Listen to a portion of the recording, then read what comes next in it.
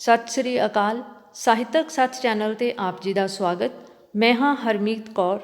ਅੱਜ ਦੀ ਕਲਾਸ ਵਿੱਚ ਅਸੀਂ ਗੁਰੂ ਨਾਨਕ ਦੇਵ ਜੀ ਦੀ ਬਾਣੀ ਪੰਜ ਪ੍ਰਵਾਨ ਪੰਜ ਪ੍ਰਧਾਨ ਦੀ ਪ੍ਰਸੰਗ ਸਹਿਤ ਵਿਆਖਿਆ ਕਰਾਂਗੇ। ਗੁਰੂ ਨਾਨਕ ਦੇਵ ਜੀ ਨੇ ਇਸ ਬਾਣੀ ਪੰਜ ਪ੍ਰਵਾਨ ਪੰਜ ਪ੍ਰਧਾਨ ਜੋ ਕਿ ਜਪਜੀ ਸਾਹਿਬ ਦੀ 16ਵੀਂ ਪੌੜੀ ਹੇਠ ਦਰਜ ਹੈ ਵਿੱਚ ਪੰਜ ਮਨੁੱਖ ਹਨ ਜੋ ਸੰਸਾਰ ਦੇ ਪਹੁੰਚੇ ਹੋਏ ਸੰਤ ਸ਼੍ਰੇਸ਼ਠ ਪੁਰਖ ਜੋ ਹਨ, ਜੋ ਸਮਾਜ ਕਲਿਆਣ ਦੇ ਲਈ ਸੋਚਦੇ ਹਨ, ਜੋ ਸਭ ਦੀ ਭਲਾਈ ਸੋਚਦੇ ਹਨ, ਸਭ ਦਾ ਭਲਾ ਚਾਹੁੰਦੇ ਹਨ। ਅਜਿਹੇ ਮਨੁੱਖਾਂ ਦੀ ਸਿਫਤ ਕਰਦਿਆਂ ਹੋਇਆਂ, ਉਸਤਤ ਕਰਦਿਆਂ ਹੋਇਆਂ ਬਿਆਨ ਕੀਤਾ ਹੈ ਕਿ ਅਜਿਹੇ ਮਨੁੱਖ ਜੋ ਨੇ ਪੰਜ ਮਨੁੱਖ, ਉਹ ਪਰਮਾਤਮਾ ਦੀਆਂ ਨਿਗਾਹਾਂ ਦੇ ਵਿੱਚ ਪ੍ਰਵਾਨ ਚੜ੍ਹ ਜਾਂਦੇ ਹਨ। ਆਪਣੀ ਜ਼ਿੰਮੇਵਾਰੀਆਂ ਨੂੰ, ਆਪਣੀਆਂ ਜੋ ਉਹਨਾਂ ਦੀਆਂ ਸਮਾਜਿਕ ਜ਼ਿੰਮੇਦਾਰੀਆਂ ਨੂੰ, ਉਹਨਾਂ ਨੂੰ ਸੁਚਾਰੂ ਢੰਗ ਦੇ ਨਾਲ ਨਿਭਾਉਣ ਸਦਕਾ ਅਜਿਹੇ ਮਨੁੱਖ ਪਰਮਾਤਮਾ ਨੂੰ ਵੀ ਪ੍ਰਵਾਨ ਹੁੰਦੇ ਨੇ। ਅਜਿਹੇ ਮਨੁੱਖਾਂ ਦੀ ਸਮਾਜ ਦੇ ਵਿੱਚ ਪ੍ਰਧਾਨਗੀ ਹੁੰਦੀ ਹੈ। ਪੰਚੈ ਪਾਵਹਿ ਦਰਗਹਿ ਮਾਨ, ਅਤੇ ਅਜਿਹੇ ਮਨੁੱਖ ਜਿਹੜੇ ਨੇ ਸਮਾਜ ਦੇ ਵਿੱਚ ਸ਼ੋਭਾ ਪਾਉਣ ਦੇ ਨਾਲ ਨਾਲ ਦਰਗਾਹ ਦੇ ਵਿੱਚ ਵੀ ਇਹਨਾਂ ਦਾ ਮਾਣ ਹੁੰਦਾ ਹੈ। ਪੰਚੇ ਸੋਹੈ ਦਰ ਰਾਜਾਨ, ਔਰ ਪੰਜ ਪੁਰਖ ਜਿਹੜੇ ਨੇ ਉਹ ਸੋਹੈ ਭਾਵ ਸ਼ੋਭਦੇ ਨੇ, ਸ਼ੋਭਾ ਬਣਦੇ ਨੇ ਕਿੱਥੋਂ ਦੀ? ਰਾਜ ਦਰਬਾਰਾਂ ਦੀ। ਰਾਜ ਦਰਬਾਰਾਂ ਦੇ ਵਿੱਚ ਵੀ ਉਹਨਾਂ ਦਾ ਮਾਣ ਹੁੰਦਾ ਹੈ। ਪੰਚਾਂ ਕਾ ਗੁਰ ਏਕ ਧਿਆਨ, ਅਤੇ ਅਜਿਹਾ ਮਾਣ ਸਨਮਾਨ ਉਹਨਾਂ ਦਾ ਸਮਾਜ ਦੇ ਵਿੱਚ, ਦਰਗਾਹ ਦੇ ਵਿੱਚ, ਰਾਜ ਦਰਬਾਰਾਂ ਦੇ ਵਿੱਚ ਕਿਉਂ ਹੁੰਦਾ ਹੈ? ਕਿਉਂਕਿ ਉਹਨਾਂ ਦੀ ਲਿਵ ਇੱਕ ਉਸ ਅਕਾਲ ਪੁਰਖ ਨਾਲ ਲੱਗੀ ਹੋਣ ਸਦਕਾ, ਉਹਨਾਂ ਨੂੰ ਸਾਰੀ ਸ੍ਰਿਸ਼ਟੀ ਦੇ ਵਿੱਚ ਦੇ ਕਣ ਕਣ ਵਿੱਚ ਉਹੀ ਰਮਿਆ ਹੋਣ ਸਦਕਾ ਉਹ ਹਰ ਮਨੁੱਖ ਨੂੰ ਉਸੇ ਪਰਮਾਤਮਾ ਦਾ ਹੀ ਅੰਸ਼ ਸਮਝਦੇ ਹਨ ਅਤੇ ਸਭ ਦੇ ਭਲੇ ਬਾਰੇ ਸੋਚਦੇ ਹਨ। ਜੇ ਕੋ ਕਹਿ ਕਰੈ ਵਿਚਾਰ, ਜੇ ਕੋਈ ਚਾਹੇ ਕਿ ਅਜਿਹੇ ਪੰਜ ਮਨੁੱਖ ਜੋ ਹਨ ਉਹਨਾਂ ਦੇ ਬਾਰੇ ਕੋਈ ਵਿਚਾਰ ਕਰੇ, ਉਹਨਾਂ ਦੇ ਬਾਰੇ ਜਾਣਨਾ ਚਾਹੇ, ਸਮਝਣਾ ਚਾਹੇ, ਉਹਨਾਂ ਦੀਆਂ ਜੋ ਖੂਬੀਆਂ ਨੇ ਉਹਨਾਂ ਨੂੰ ਵਿਚਾਰਨਾ ਚਾਹੇ, ਕਰਤੈ ਕੈ ਕਰਨੈ ਨਾਹੀ ਸੁਮਾਰ, ਕਿਉਂਕਿ ਉਹ ਕਿਸੇ ਦੇ ਵੱਸ ਦੀ ਗੱਲ ਨਹੀਂ ਹੈ। ਕਿਉਂਕਿ ਕਰਤੈ, ਕਰਤੇ ਦਾ ਭਾਵ ਹੈ ਉਹ ਕਾਦਰ, ਕਰਤਾ, ਪਰਮ ਪਿਤਾ ਪਰਮਾਤਮਾ, ਉਹ ਸ੍ਰਿਸ਼ਟੀ ਦਾ ਸਿਰਜਣਹਾਰ। ਉਸ ਦੇ ਕਰਨੈ ਜਾਂ ਭਾਵ ਉਸ ਦੀਆਂ ਜਿਹੜੀਆਂ ਕਰਨੀਆਂ ਨੇ, ਉਸ ਦੀਆਂ ਕਰਾਮਾਤਾਂ ਨੇ, ਉਹ ਬੇਸ਼ੁਮਾਰ ਨੇ, ਉਹਨਾਂ ਦਾ ਕੋਈ ਹਿਸਾਬ ਨਹੀਂ ਕਰ ਸਕਦਾ। ਬੇਹਿਸਾਬ ਨੇ, ਬੇਸ਼ੁਮਾਰ ਨੇ।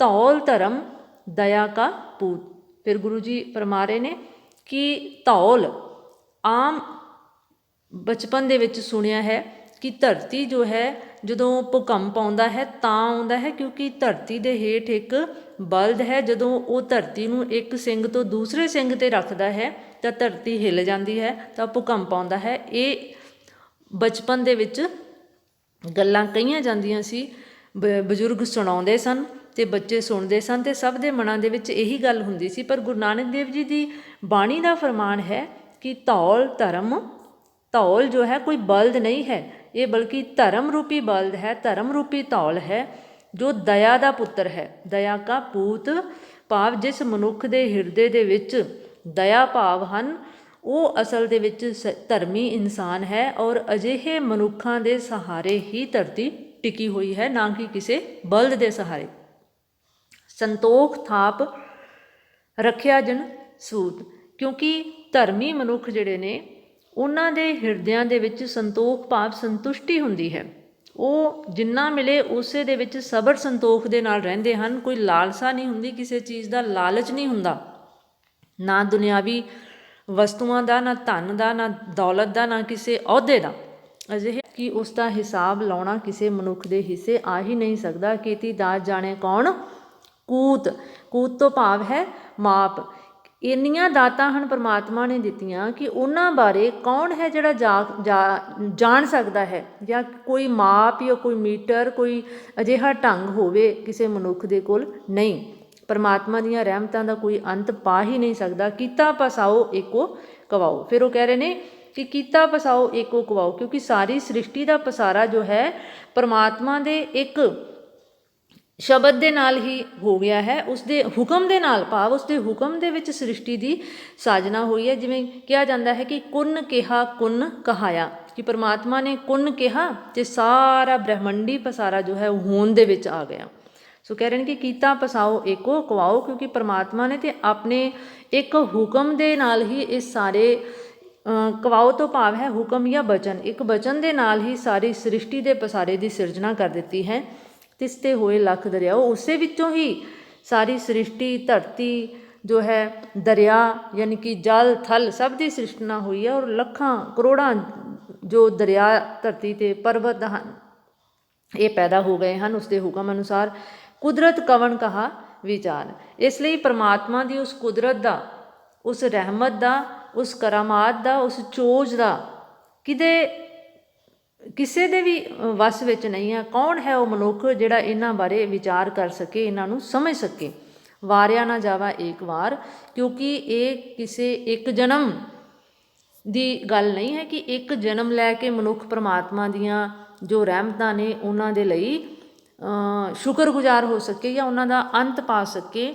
ਇੱਕ ਜਨਮ ਕਾਫੀ ਨਹੀਂ ਹੈ, ਪਤਾ ਨਹੀਂ ਕਿੰਨੇ ਕੁ ਜਨਮ ਲੈਣੇ ਪੈਣਗੇ, ਭਾਵੇਂ ਕਈ ਜਨਮ ਕੁਰਬਾਨ ਕਰ ਦੇਵੇ, ਪਰਮਾਤਮਾ ਦੀਆਂ ਰਹਿਮਤਾਂ ਦਾ ਅੰਤ ਮਨੁੱਖ ਤਾਂ ਵੀ ਨਹੀਂ ਲਾ ਸਕਦਾ।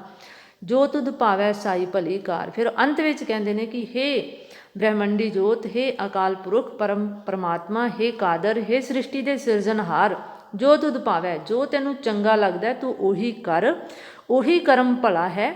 ਕਿਉਂਕਿ ਮਨੁੱਖ ਦੇ ਸੋਚਿਆਂ ਕੁਝ ਨਹੀਂ ਹੋਣਾ, ਕਿਉਂਕਿ ਮਨੁੱਖ ਬੜਾ ਸਵਾਰਥੀ ਹੈ, ਉਹ ਸਿਰਫ ਆਪਣੇ ਬਾਰੇ ਸੋਚਦਾ ਹੈ।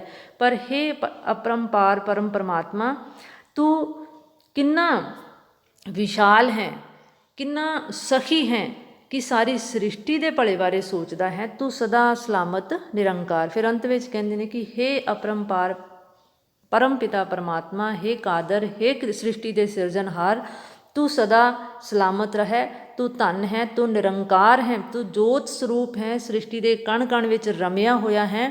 ਤੈਨੂੰ ਜਾਣ ਸਕਣਾ, ਤੈਨੂੰ ਸਮਝ ਸਕਣਾ ਕਿਸੇ ਮਨੁੱਖ ਦੇ ਵੱਸ ਵਿੱਚ ਨਹੀਂ ਹੈ। ਧੰਨਵਾਦ।